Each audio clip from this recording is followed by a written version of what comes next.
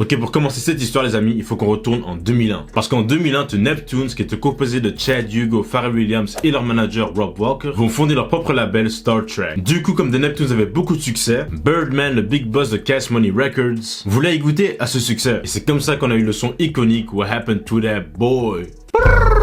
Avec du coup Birdman ou Baby à l'époque, et en featuring avec Clips. Et malgré que ce son soit iconique, c'est aussi à cause de ce son que tout s'écroule. Parce que Birdman va faire une dinguerie, le gars ne va pas payer Pharrell ou même Chad Hugo pour le beat What Happened to That Boy. Nigga, when my name come up, respect it.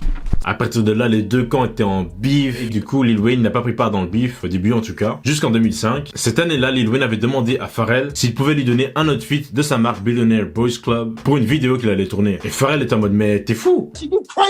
Ton label, ton mentor me donne encore de l'argent pour le son What Happened to That Boy. Oublie. Du coup, Lil Wayne s'est dit, ah, c'est bon, je vais acheter les vêtements moi-même, et il les a portés pour le clip. Et un an après, Lil Wayne va apparaître sur la couverture de Vibe Magazine avec du Bape, qui est considéré comme un sneak diss. Et là, je sais, vous allez me dire, mais c'est du Bape, qu'est-ce que ça a à voir avec Pharrell? Et ben, c'est quand même considéré comme un diss, comme Pharrell est très proche du créateur de Bape, aka Nigo. Cette histoire ne va pas du tout plaire à Clips, car c'était eux qui étaient connus pour porter du Bape. Et selon eux, Lil Wayne copie leur style. Donc, ils vont le dire sur le son Mr. Me Too, avec en featuring Pharrell et aussi produit par The Neptunes. Où No Malice dit ça. Tu veux connaître l'heure? Mieux vaut nous regarder. Les propre notre style, des chaussures jusqu'au monde. I remember, I mean, when you go back to Mr. Me Too, you talking about the Wayne thing and all that. Yeah, because that's what it kind of felt like it was trickle down. Well, yeah, because, I mean, there was like some vibe issue where he was, you know, we was, you know, we had just, I think we had just done,